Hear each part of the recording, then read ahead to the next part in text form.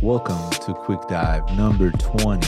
We're back. Number 20. That's a milestone for Quick Dives. It's a good milestone. We're going by 20s now. All right.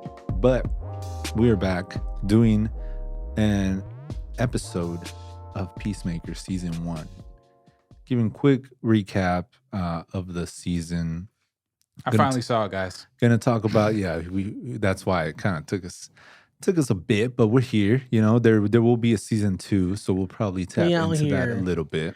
I can't wait for these DC shows that are all coming to HBO Max. Like the Penguin one's next, right? I believe so. Yeah. So Peacemaker is a good introduction to the whole universe. And we'll talk about more of James Gunn doing more other than Peacemaker. But before we get into all that, we're going to get into the beloved John Cena and beloved Peacemaker. Yeah, I forgot the sound, so there you go. It's kind of John Cena. His name is John. Yeah, John Cena followed me on Twitter, guys. I don't know how or why. Shout out to Murs. Did you guys know John Cena has a song with Murs? Yeah. Did not know. I did not know that. John Cena has a rap album. He has a gold rap album at that. Yeah, it's a gold rap album. Yeah. He be barring out. Good for him. Well, I don't know about all that, but you know, I definitely commend John Cena for navigating out of appropriating Black culture, and like he was able to successfully get out of there without like getting canceled or anything like that. He was like, I'm gonna just pivot out of here, and he's just so proper, and he did it well. His intentions are really well. But also he shifted as a person. It's interesting because he went from like hip hop, but then also to like, I'm going to rep veterans and Marines. And like, that was like the thing that like got him out of it, which is super interesting. Yeah. I was like, all right. It's one of those iffy things you're like, ooh. Yeah, he slipped through. It's because no one could see him. Yeah. Well, John Cena, like you said, he's come a long way. Was good. And I think this is probably his best role. And that he's really stepped in and leaned in all the way. Do you think he acted better as Peacemaker in this than he did the Suicide Squad? No. Suicide Squad was better. Okay. I feel like he wasn't as held back in the movie as he was in the show. But I feel like because in the show, it was multiple episodes. So they wanted to develop him more. Do you feel like it's just because of the development or? Yeah. Okay. Yeah. Not necessarily restrictions that HBO Max wanted to give or anything like that. No, I don't think HBO Max had any restrictions or WB. They're like, here you go, James Gunn. You already did a great job on Suicide Squad, which not a lot of movies hit for HBO Max. So the Suicide Squad was one of those that hit for them, and Dune, which we talked about in our previous episode. That was one of my big critiques, I think, for Peacemaker, is that like while I was watching the show, I was comparing his movie persona to it, and I was like, okay, like I understand that they have to they have to make us like him, you know, in some sort of way. Yeah, and that's the thing, because in the movie, you know, we kind of grew to hate him because of what he did in the movie, and not trying to be on the side of his fellow companions, and then killing Rick Flag, and which was also shown, I think, like 3 times in the show, you know, repeatedly. Just, it was engraved in his head that what Rick Flag said to him bothered him, you know? And I think maybe that's where he changed. When Rick Flag said, Peacemaker, what a joke. Where it kind of started the catalyst to like him becoming like into the heroism, right? Yeah, because he's like, damn, maybe what I'm doing isn't entirely right, but you know what? Right now I'm in this moment. I need to finish. Right. You know, and I didn't like that they didn't give him enough like weapons. That's another thing. With the show, he didn't use his ability enough. And a few times he did. You got to use the helmets. The helmets, I love seeing more of the helmets. Yeah, I like that too. And seeing where they came from. Which is also great for Funko's merchandise. Yes. The scabies helmet. Yeah, you gotta think the broad spectrum. Activate anti-gravity. And yeah, it was cool because his dad is the one who made him, because in the movie we got the backstory that his dad taught him how to kill at a young age. We didn't know that his dad hated him though. Right. You know? So that was one thing. And it was weird that he hated him, but he still made all those helmets for him. And it was really cool. what was that room that he had? He like flipped the light switch and then he had like it was keypad. like a dimension room or something like Yeah, that. yeah, that was pretty cool. That I didn't expect to happen at all in the movie, in the show. Yeah, I didn't expect that either. I mean, you have to kind of build it out a little bit, and I'm not well versed in Peacemaker's lore.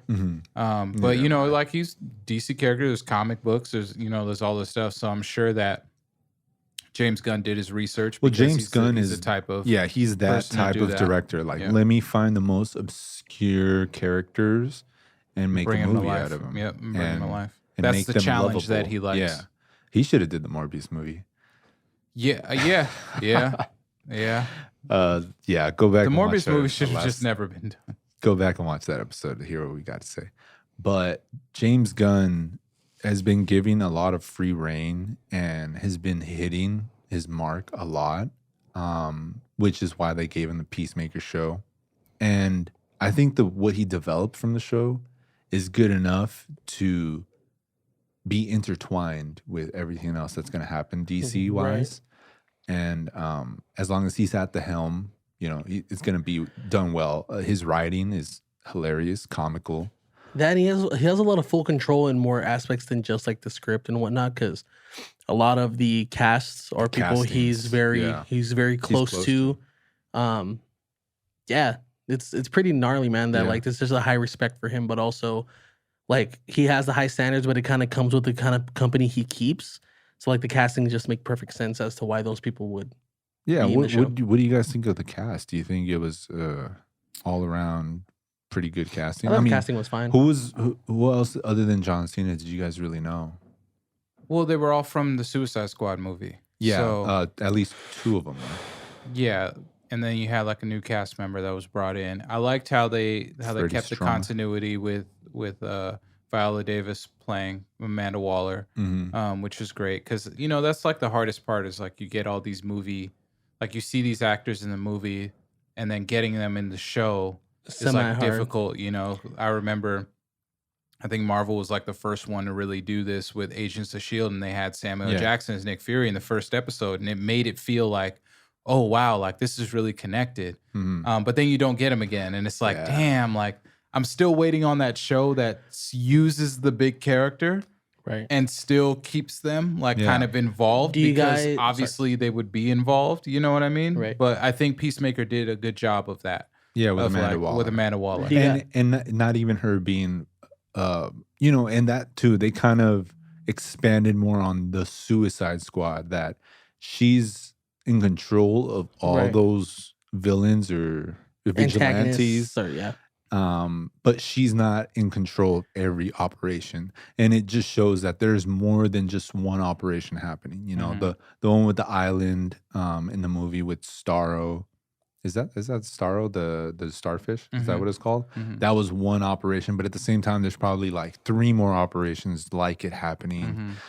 So she's just kind of just the planner, you know. All right, you go here. We need these supervillains here for these, you know, because it's a Suicide Squad. Whoever is expendable, you're going to help. And Peacemaker just happened to be in a situation where he thought he was free, you know, and then. It turns out he wasn't, and he still had the chip in his neck, so he kind of had to obey, or else they would have pretty much killed him. Yeah. And now he has to fight another alien species, which seemed like that was another blueprint that James Gunn took from, you know, the alien aspect. The James starfish. Gunn likes to use aliens. Yeah, of course. I think James Gunn is an alien. That's why I know so much about it. You could be right. Yeah, that's very plausible. We always come back to Area 51 somehow on our podcast, so you know, you never know. Yeah. So now Peacemaker has to help this squad fight butterflies, which is these aliens who can inhabit people's bodies and remember their mind, all their memories, and they give the body superhuman abilities. Which was kind of interesting, I think. That, you know, we get this parasite that it kind of reminded me of Alien in a sense. Or what's another one where they kind of control the body? I can't think right now, but Majority of them kind of control the Most body. alien movies. Mm-hmm. Yeah, I guess so. But yeah, no, I really like the take on the aliens. I think the CGI was done well for a show. Yeah, I agree. I think the CGI was done well. I felt like it was similar shot and like for the most part, other than like color correction, like Suicide Squad. Yeah, it reflects it really well. Again, other than the color correction, I think that was the only thing I really kind of compared the two between. I think it was shot one. The music selection too. The 80s hair metal. Yeah. That he chose. As soon as he picks up that vinyl in the first episode, it kind of sets the tone for what he likes. Do you really want to taste it? Yeah. I didn't like the the intro? Yeah, I didn't like the intro. I love the intro. I was going to say we should have intros like that. No. That would have been amazing. Not Nuri. Intro. No. Really? Come on, man. I skipped it every single time. Damn, after I watched it once, I couldn't skip it. And you know what's funny? There was a few times where, I can't skip it. Especially on the last episode, I was like, all right, I got to really be into this. This is the last time I'm going to hear this for a minute. Shout out Judo Master. Judo Master, too, is cool with the hot Cheetos. Yeah. Eating the hot Cheetos, the leprechaun.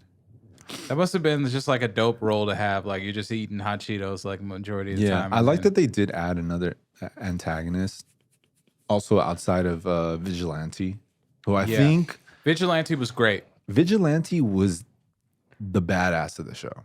I liked Vigilante. Shout out Freddie Stroma. Yeah, he leaned all the way in, and he did have some type of disability. I think his character had even Peacemaker noted that. But he's like he's not able to like feel or something like that. Yeah, something like that. Some it's just there's a wire off. Yeah, but I thought it was great. Like that. I love his character. Like he's just so naturally funny. How he wanted to take the chainsaw into that factory, and they're like, no. They just shut it down completely. And then later on, Economist comes in with the chainsaw, and there's a gorilla involved, and kills a gorilla. That part was pretty. I liked that because that threw me off. It was really cool because it was a nod to Gorilla Grodd without actually having having Gorilla Grodd in it, and like because he spoke, like the gorilla spoke, and it was like, oh my goodness, are we seeing the origins of Gorilla Grodd right now? And then like that's what makes you think, and then obviously that didn't happen. They have to kill that gorilla. Because DC's not going to let them do that. No, well, they did a shark.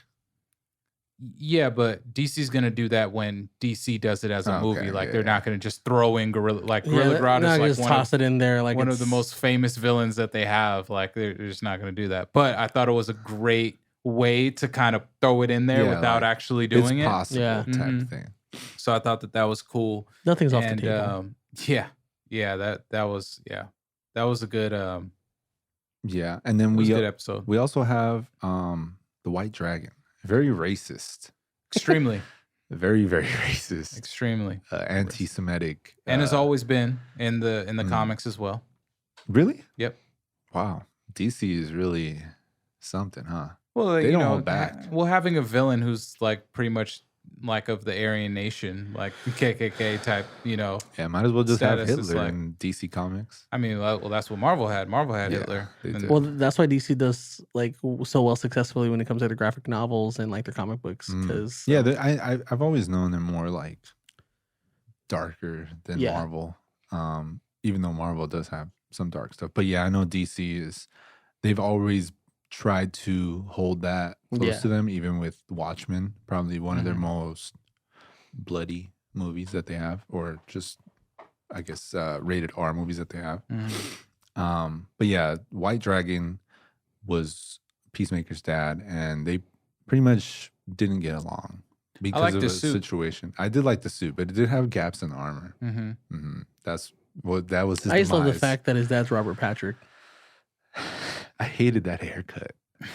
He's had that haircut since Terminator 2. I just hate it so much. But I think he did good as White Dragon, as a racist villain. And I liked.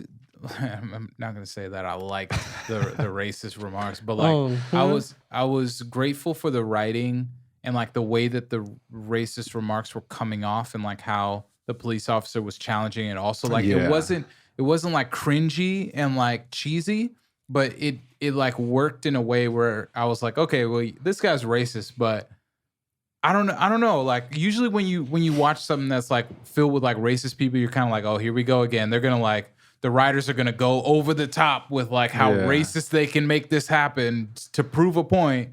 But it was like it didn't need to be that, and I'm glad that James Gunn kind of took some responsibility of like, okay, we're gonna convey this, but we don't need to like go over the top. We don't need to we don't need to undersell it either. You know, we're gonna make it so that it's natural. Yeah. Which we can also gives me a little bit of like, how do you know how to do it that naturally, James Gunn?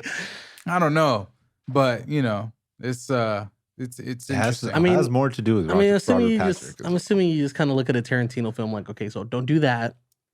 Yeah, for real. Don't do this. Tarantino goes way over the top. Mm-hmm. Exactly. Yeah, but back to Peacemaker.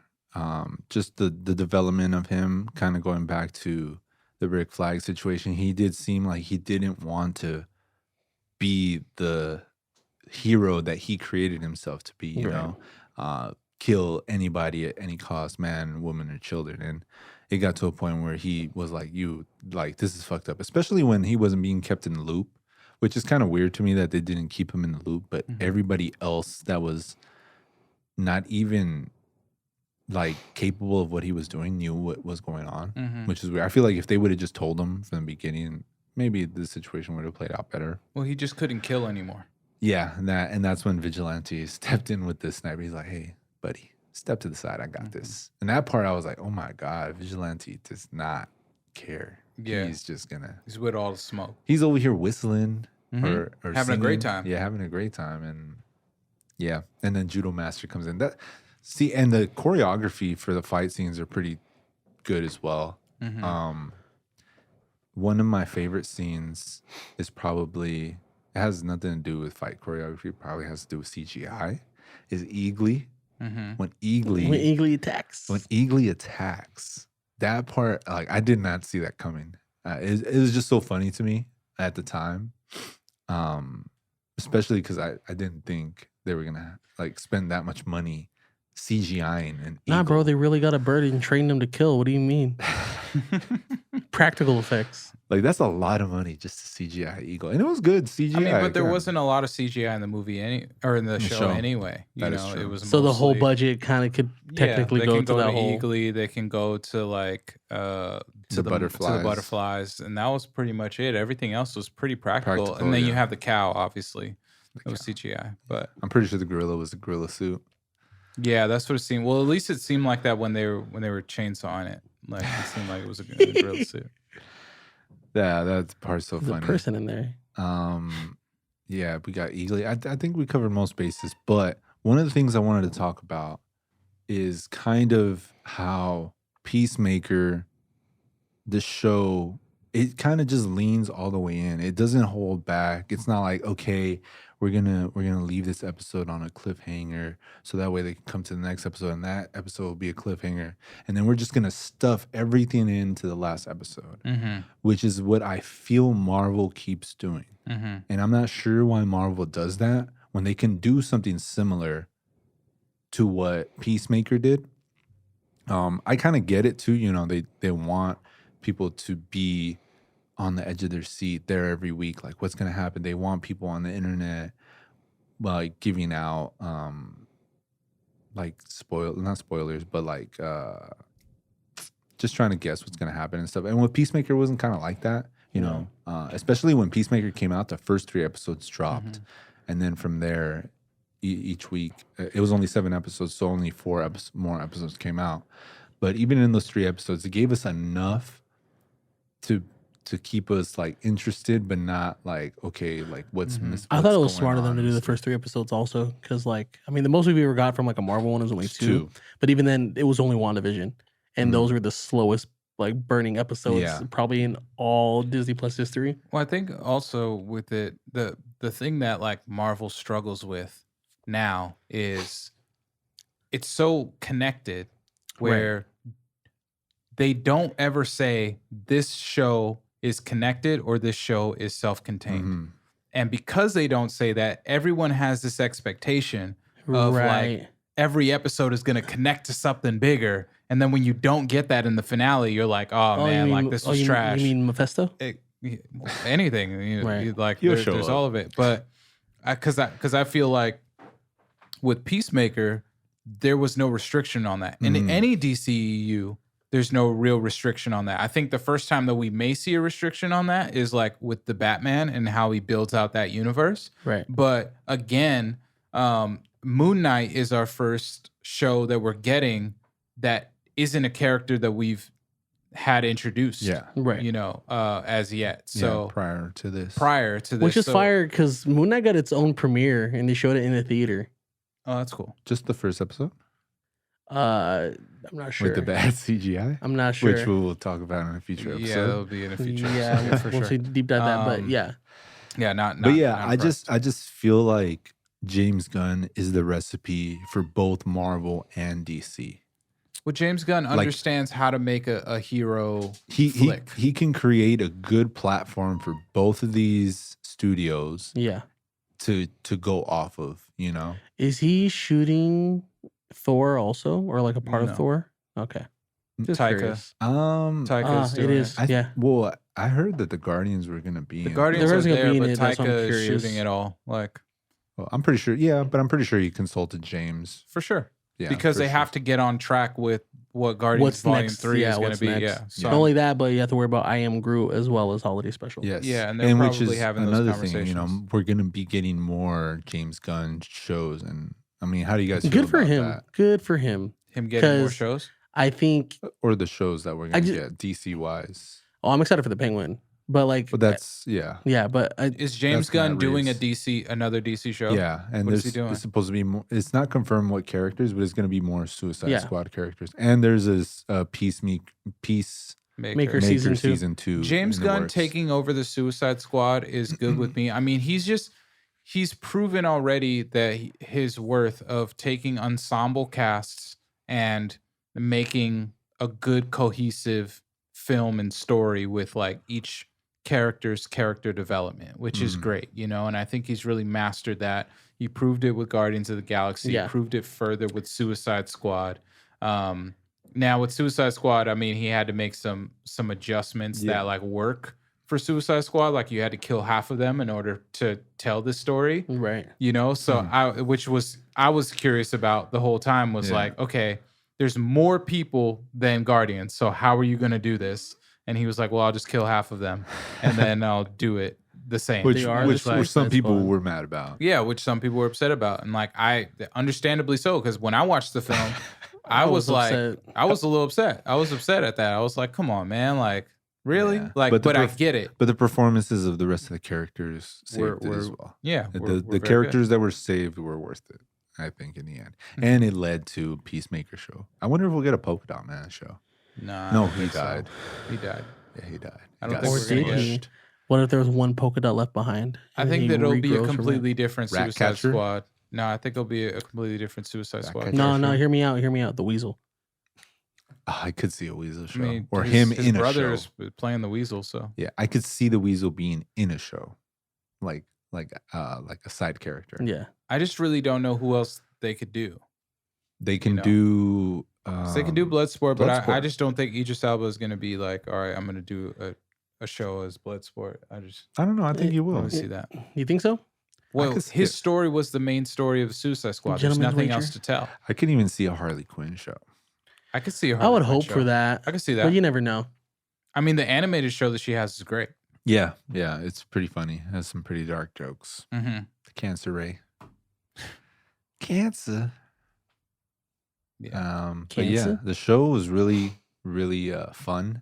Mm-hmm. It was comedic. I was gonna say hilarious because I was gonna say hilarious and comedic. Some good jokes, some good acting, some good casting. It wasn't amazing, but I have given it a few watches here and there. I just recently rewatched it, and then even before that, I would rewatch some episodes just because.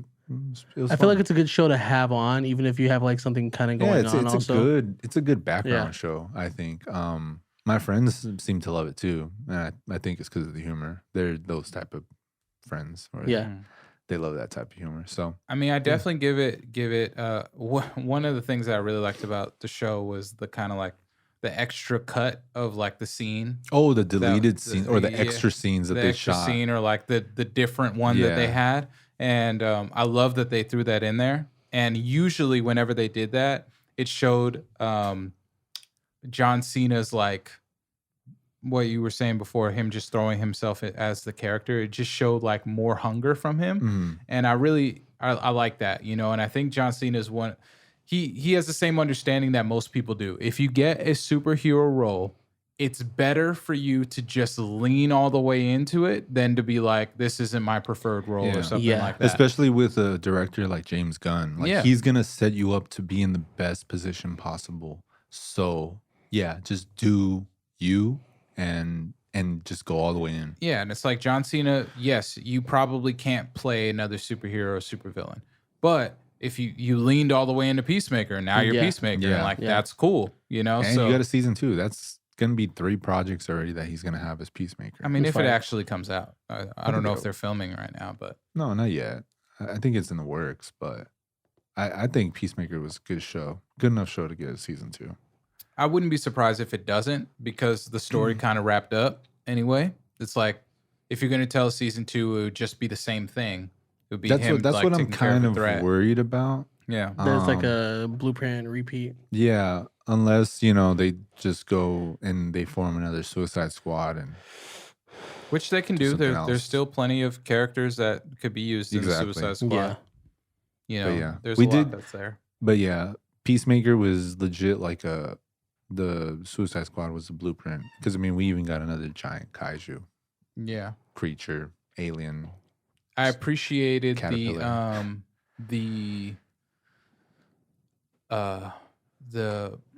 cameo of the Justice League. Justice League.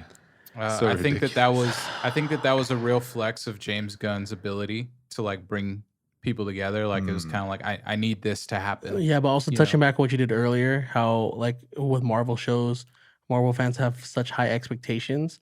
The expectations for this show were kind of set low, or if there's none at all. Yeah, we're like, the Justice League won't show up. Yeah, because they mentioned them. They're like, we need the Justice League, and you don't even think twice about it. You're just like, whatever. They're just saying that just to say that Justice League is in the universe. And then they actually show up, and then you're like, oh wow. Yeah.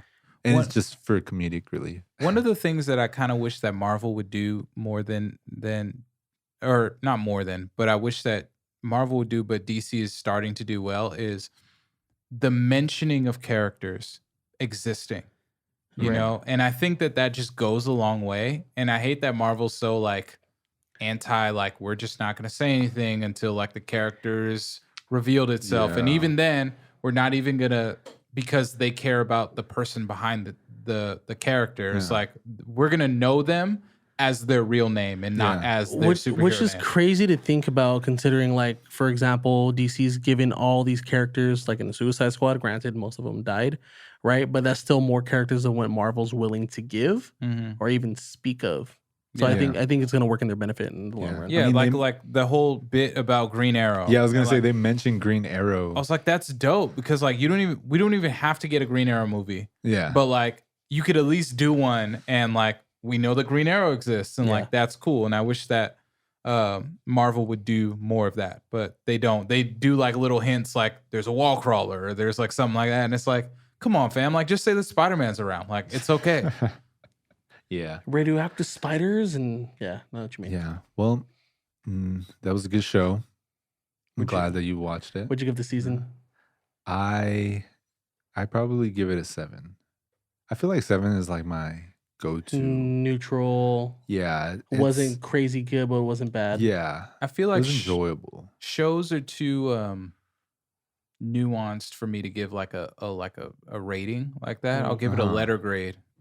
I give it a B-. Nah, that's funny. In that case, I'd probably give it a B-. It's like a C+, B- to me, like a solid 79. That's like a 7 to me. Yeah, it's like a 7 to me. Yeah, like a B-, C+. But good for them. All in all, that was our quick dive for Peacemaker. Definitely go watch it. Go watch it, and if you did watch it, congratulations to you, because you got a lot of good laughs in. And that's all that's worth. We didn't even talk about Adebayo, but it's all right. Adebayo? Yeah. No, it's okay. She's okay. She did do the head cannon or the cannonball into the alien. Mm-hmm. I thought that was so ridiculous. What is it? I forget what the helmet was called. It's human torpedo. Human torpedo. Activate human torpedo. And then she just totally missed the first time. That was so hilarious to me. But yeah, I want to see more. I want to see more technology from Peacemaker. I want to see if Amanda Waller will show up in season 2 more. Maybe we'll get him bigger. Maybe Harley Quinn will make an appearance. Who knows? We'll see. But for now, we'll leave it at that. And yeah, if you guys want to start a podcast or record a show or sorry, we're closing, but I was just saying the next show is Batgirl, right? Next DC show. I believe so. I don't know who's doing it though, but I mean it should be good. It's supposed to be J.K. Simmons is the that Gordon instead of Jeffrey Wright's Gordon. Yeah. Okay, so it's not gonna take place in the Matt Reeves universe then. No, it's gonna take place in the DCEU. What are you doing, DC? So that means they're establishing their multiverse without even needing to really mention the multiverse. Mm-hmm. Yeah, good for them. That's true. I mean, Flashpoint. It could be Earth too. Yeah. That's they're pretty mirrored. So I mean, they don't have to mention it. It's already been established. I can't wait for the. We're gonna see what Black Adam does and then what the Flash does. Like that's gonna be a Shazam and Black Adam first. Can't wait to touch back on our Marvel versus DC argument. Yeah, I feel like Shazam could end up being a Morbius situation because depending on what Black Adam does and what the Flash does. So I don't think so. I'm just talking about like where the direction and where it goes, right? Because you have Black Adam that's obviously associated with Shazam, but you can't connect them because the movies aren't like you have the Flash that's happening. So like there's no way that you can have a self-contained the Flash movie. Yeah. What's going to happen in the Flash it has to affect everything else. Yeah. So what are they planning for that? So that's true. And we also got Static Shock and Blue Beetle that's coming. Eventually. Blue Beetle's going to be fire. I'm more excited about that than Static, but Static's going to be crazy. Yeah. Nice. Well, if you want to start a podcast, go to productiveculture.com/podcast and they will hook you up. Tell them that the Soundflick Boys sent you, please. Yes. Yeah. And thank you. Peace. See you next time. Bye, guys.